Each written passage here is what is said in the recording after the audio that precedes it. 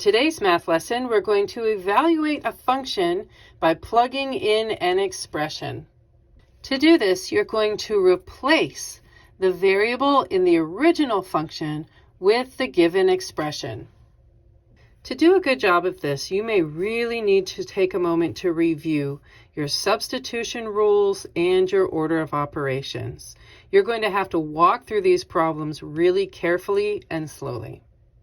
In example 1, we're going to use the following function rule to find f of t plus 2 and then simplify our answer, where the original function of f of j was negative 3j minus 7. In these problems, we are going to substitute this new expression into our original function for the original variable, which in this case was a j. I strongly encourage you to write out the framework of what the original function was and just put parentheses where the original variable was. This will just help to keep things tidy and organized. So I have a negative 3 times something. There's my placeholder parentheses minus 7. So this is the original framework of the problem. And we know that we are substituting in, we are replacing the j with this expression of t plus 2. So let's put that in there. Now we begin the process of simplifying our answer. If you have a number, a coefficient, out in front of a set of parentheses, as we do, our order of operation tells us the first thing we need to do is distribute the negative 3 through the parentheses quantity. Let's do that. So a negative times a positive is a negative. There's 3 times an understood 1 in front of that t. So 3 times 1 is 3. And here's my variable t. Let's distribute the second part. A negative times a positive is a negative. 3 times 2, well, that's 6. So the distribution has been completed, but we have to now attend to the rest of our expression, which is a minus 7. At this point, I look at my 3 terms and I ask, hey, do any 2 of them have something in common so that I could combine them? Well, I have one term that has a variable t, and I have 2 terms that are just constant numbers. They don't have any variables. So what we see here is that we need to combine the like terms. These are both constants, they're simple numbers, so we're going to combine them. So this negative 3t comes down, and negative 6 minus 7 is a negative 13. And that is our simplified expression. And as a result, we know that f of t plus 2 becomes negative 3t minus 13 when we substitute it into our original function. And there you go.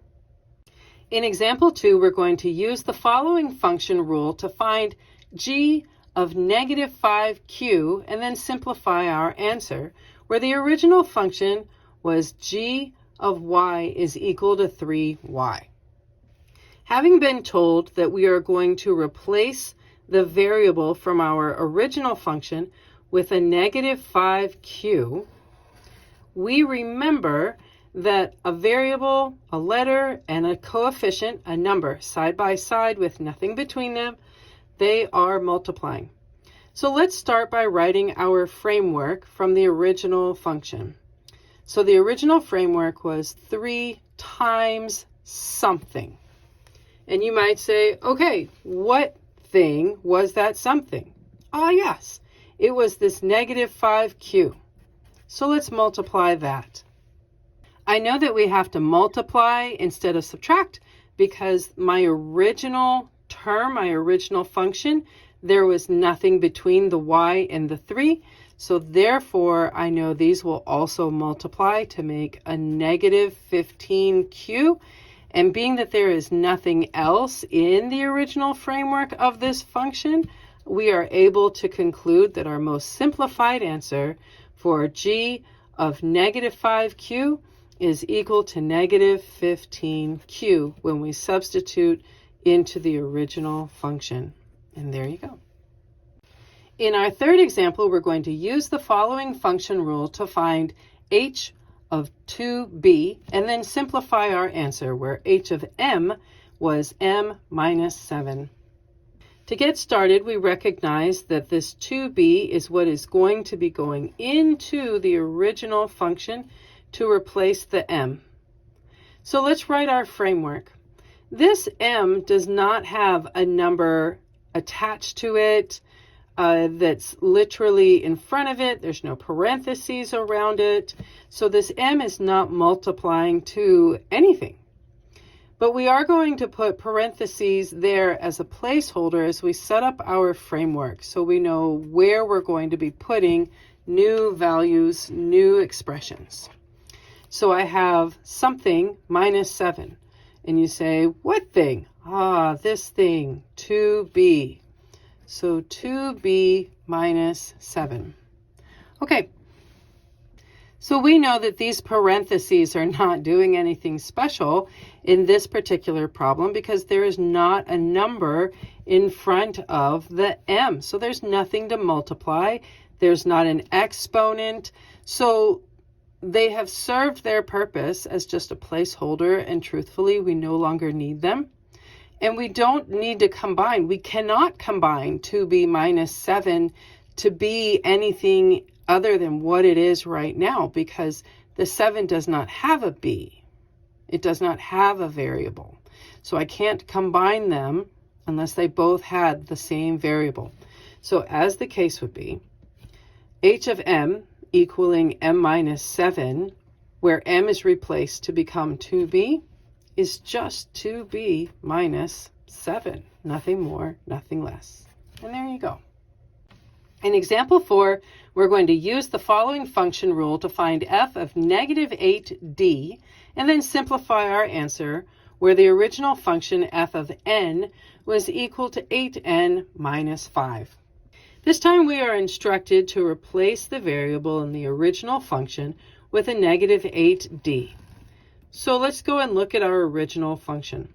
We have 8n, and we know that a variable and a coefficient, a letter and a number, side by side are multiplying. So let's begin our framework. We have 8 times something minus 5. So we ask ourselves, all right, 8 times something, 8 times what? It is our negative 8d that we were told to replace it with. So let's begin the process of simplification. Since I do have a number in front of the parentheses, I do have this number in front of the variable, I know that we need to multiply. So let's do that. A positive times a negative is a negative. 8 times 8 is 64. And here's my n, minus 5. All right, since the 64, the negative 64 has a variable, and the 5 does not have a variable, that means, you know what? I made a typo. This is not supposed to be an n. It's a d. Look at that. All right, so fix that on your paper if you're following along with me. This is a negative 8d, and that's what we substituted into this parentheses. Make sure that your paper has the right variable with it. Okay, back to the show. Since my negative 64d has the variable d, and the minus 5 does not have a variable at all, there is nothing more that we can do to simplify this expression. As a result, we see that f of n, where 8n minus 5, has the n substituted, replaced with a negative 8d, we have a final simplified expression of negative 64d minus 5. And there you go. In our fifth and final example, we're going to use the following function rule to find h of negative 3v and then simplify our answer, where h of c was equal to c squared minus 1. Now this is an interesting problem, where we have this tiny expression of negative 3v replacing the c. And the reason that we have to be extra careful and give extra attention to this particular example is we have c squared. And while currently it is just the variable c that's being squared, truth be told, it is everything that is in front of that squared that is getting squared. So as we set up our framework, we will continue with this process of giving ourselves a space holder and then writing out the rest of the expression. And from here, we can say very nicely, all right, so what's going to get squared? It's this negative 3v. The whole quantity of negative 3v is going to be squared. From your order of operations, you know that we're going to tackle the squared process first. But I need you to remember that in doing this, both the negative 3 and the v get squared. You might say as individuals, so to speak. So I've got negative 3 that gets squared, and the v that gets squared. And then there's the rest of my expression with a minus 1. All right, so order of operations, let's see.